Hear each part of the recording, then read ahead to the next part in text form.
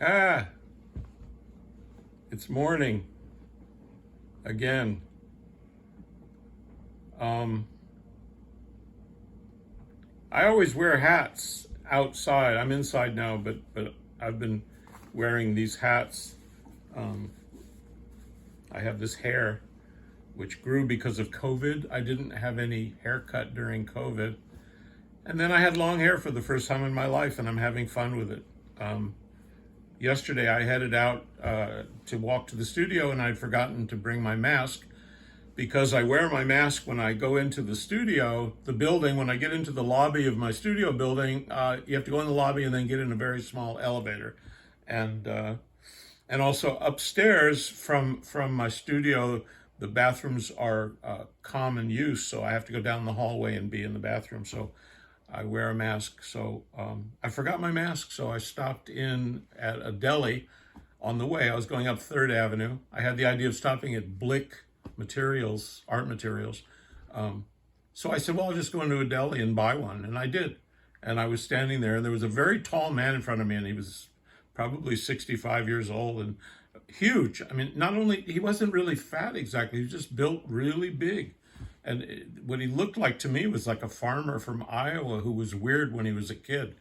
But he was clearly a New Yorker. He turned and looked at me and he said, "You need a haircut." And I was like, "Yeah, I know. I haven't had one because of COVID. And now I just never had long hair before." He said, "Well, you need a haircut." I said, "Yeah, I'm having fun with it." But the woman I live with said the same thing. She said, "You should get it trimmed." He said, "Well, she's right. You should take her advice." I said, "Yeah, I know. I'm just having fun with it." And then he walked away. So here's the hat today. This has a character on the front. You can see it, right? All right. The one, she usually sits here when we have breakfast. So I point there, the one. The one is from San Francisco, and um, we would go out there every year to visit her parents. And her father was a lawyer, a very intelligent, interesting lawyer, but he started as a jazz musician and a good one. A little conservative, a little more conservative than my taste, a lot of standards, but he was a very good pianist. And when he would play, I'd be like, oh my God. So I was also a musician.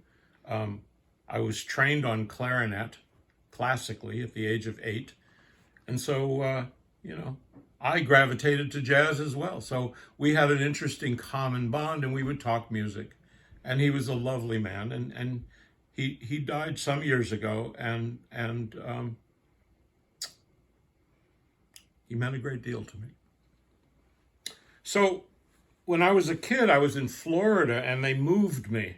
Um, Suddenly, without any notice, we moved from Hollywood, Florida, to Akron, Ohio. It's like Akron, Ohio, which at the time was the rubber capital of the world. It was huge industry. I mean, hundreds of thousands of workers with Goodyear and Firestone and all the peripheral industries.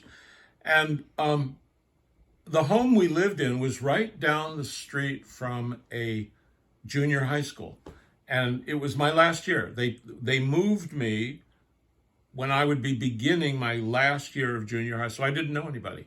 Um, uh, and to get to the school, it wasn't far from my home. You'd have to walk across the street that was the front street in front of a public golf course. In fact, in front of my house, the 10th hole of the public golf course was right across the street from our home. So all I had to do is walk through the bushes and learn to play golf. Um, at any rate, the junior high was down in a knoll. And I mean a knoll. It was really down. You had to walk down a very steep slope to get to the ground of the knoll to walk to the school. And it was still a walk across a very large field. And one morning I was walking down into the knoll and it was a little slippery because it was in like November and it was cold and icy and it had gotten cold much faster than it should have. And there was a fog. There was a fog that was so dense It was like from a Fellini movie, where the guy gets lost in the fog.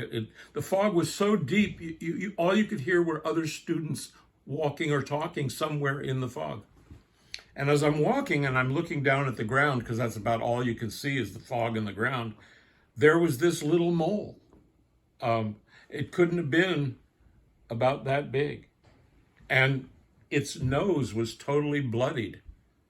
And it had been trying to dig down into the ground. And the frost was so sudden that the ground was too hard for the mole to get. And he was trying, and I could see he was trying. And he wasn't going to make it. And I mean in the literal make it in the big sense. So somehow, very unlike my personality, I stopped and I got down on my hands and knees, and I moved the knoll onto my pant leg, and I took out my keys to my house, or my parents' house, and I dug through the frost, and I got down into the dirt, and I got it nice and soft in there. And then I took the mole and I put him inside, and he started digging right away. And then he stopped, and he turned around and he looked at me. And I don't think this is anthropomorphism. That mole looked at me and he went, "Thanks, man." That's it.